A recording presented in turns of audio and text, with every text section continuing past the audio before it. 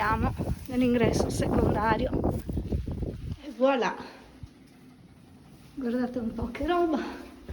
Questa è una domus che poi è stata riutilizzata come chiesa in epoca paleocristiana.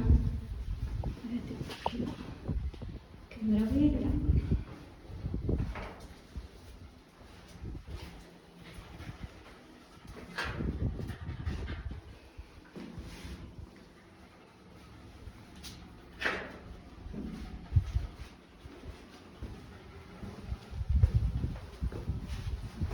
Qua.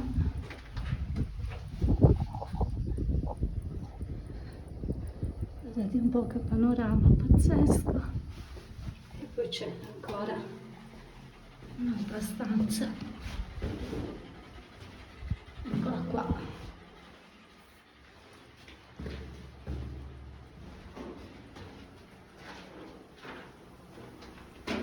Anche da qua il fico che abbiamo visto giù e questo panorama incredibile.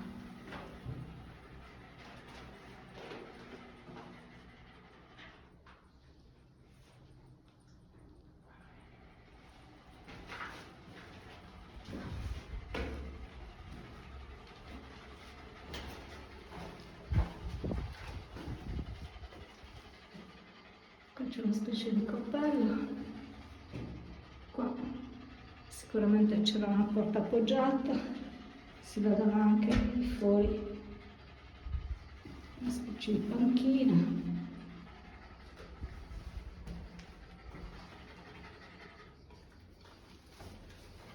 E qua si esce.